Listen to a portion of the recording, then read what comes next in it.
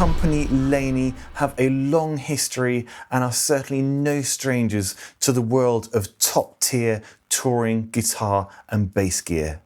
Indeed, in a future issue of Bass Gear magazine, we are going to be looking at the brand new Laney Digbeth 500 watt head and matching cabinets, the 2x12 and the 4x10.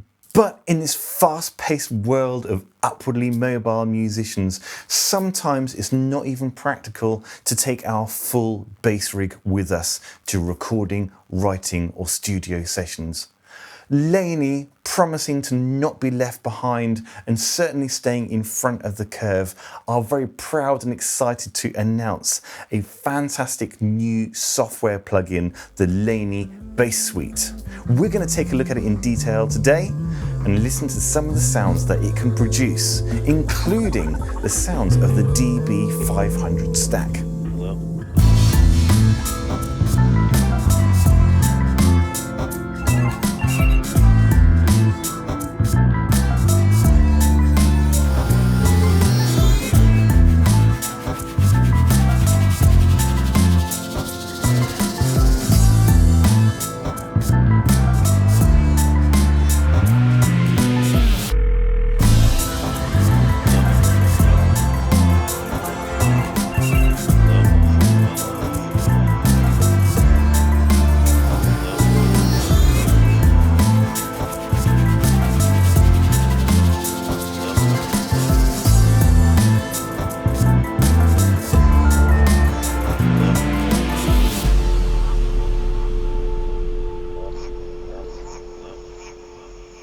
For those who are already using plugins either in their digital audio workstation or as a standalone audio application, the great thing about the Digbeth Bass Suite is it's kind of familiar. We are finding things where we sort of expect them to be. But for those who haven't had a chance to look at software plugins of this nature before, don't worry, it's not at all daunting, and I'm going to step through some of the windows available so you can see how easy it is to really lock in some fantastic tones. When we open up the plugin for the first time, we are greeted with a very tidy and neat layout with headings for each of our settings, and at the bottom of the screen we can see the signal path from our instrument out to our recording device. We are greeted by the Laney DB500 head amp simulation in the middle of the screen, and doesn't it look fantastic? The controls are exactly the same as the real thing, as is the sound. And you can see that the amplifier block is highlighted already.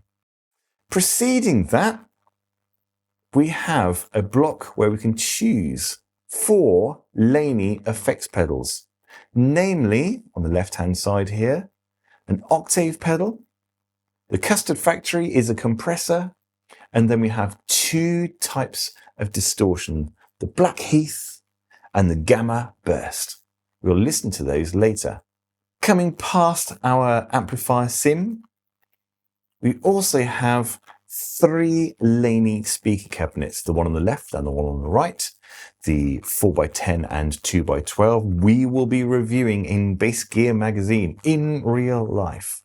But we also have a simulation of the 8x10 cabinet version 2. With each of these selections, we can also choose a vibe to brighten up the sound or make it darker, as well as the option of choosing what type of microphone has been used to create this cabinet and microphone simulation combination.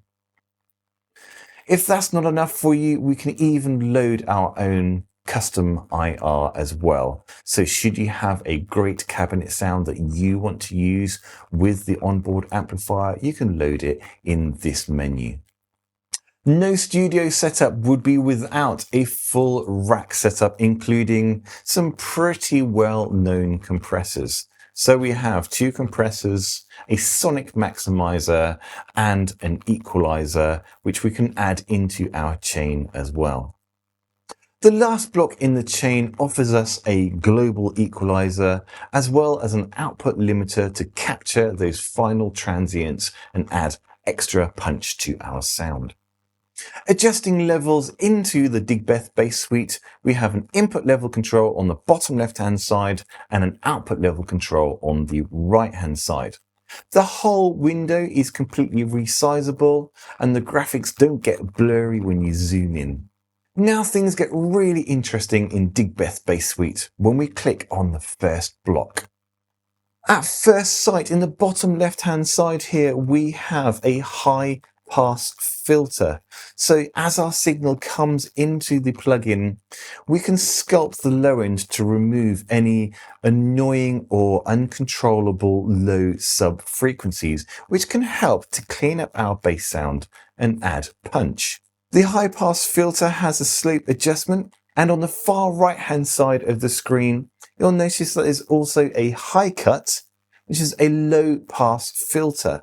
So should we want to sculpt the top end as well, maybe for a more vintage vibe, we can take the top end edge off, and similarly there is also a slope control there.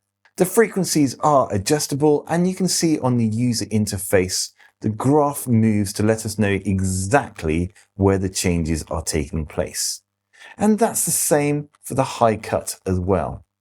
Now, as a bassist, I am a massive fan of dual signal paths. Some of my favourite bassists historically have ran their basses into a bass amp and a guitar amp at the same time and derived distortion sounds from the guitar amp whilst taking the low end punch from the bass amp and then blending the two together. The great thing about the Digbeth Bass Suite is we can do that as well in the software. And we can do that with the onboard crossover. Currently, in this demonstration, it has been disengaged, and there are 3 different types of crossover available. And when I engage it, you'll immediately notice that we have a dual signal path appear at the bottom of the screen.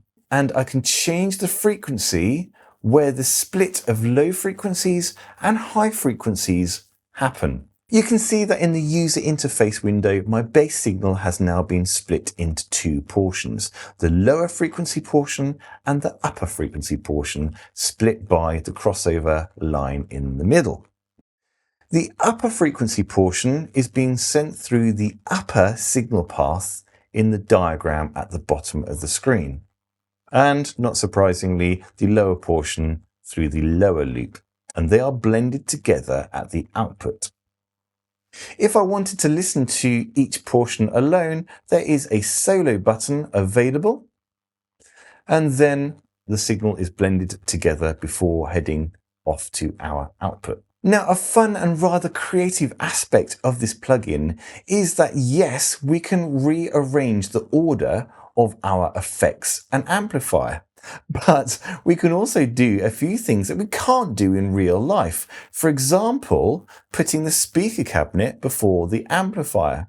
And for our creative needs, we might be able to create some really interesting tones and textures by trying some of these things out.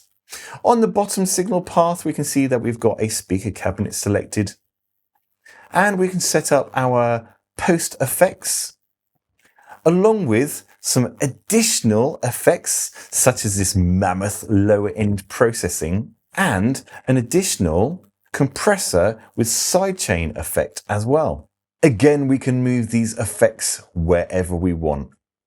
Being able to save our settings is very, very important, and top center of the screen is a presets menu. There are a number of great sounding factory presets on board that you can tweak or create your own sounds from scratch and save them with your own meaningful names. No bass setup should be without a decent tuner, and the Digbeth Bass Suite has a really accurate one on board. For those who are traveling light and touring with a digital setup, MIDI control is a must. Either your digital audio workstation is triggering changes in the software, or you have a MIDI controller out on the front of the stage with you. The Digbeth Bass Suite also has MIDI control available as well. Okay, so in the opening track, I dialed in a sound that I thought would be fitting for the actual piece of music, but also demonstrates some of the colour available from the Bass Suite and the Digbeth amplifier.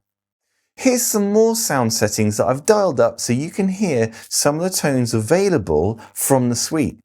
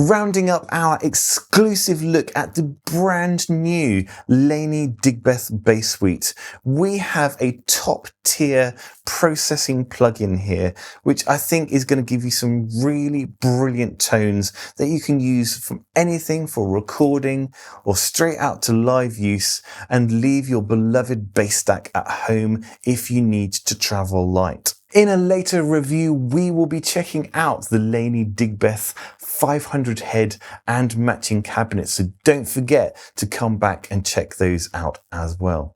For now though, as always, thank you so much for checking out my review. I really do appreciate it. And furthermore, I'd love to hear what you think of the plugin when you have had a chance to try it out for yourself. Leave us some comments below. I've been Dan Veal, and you have been watching Bass Gear Magazine.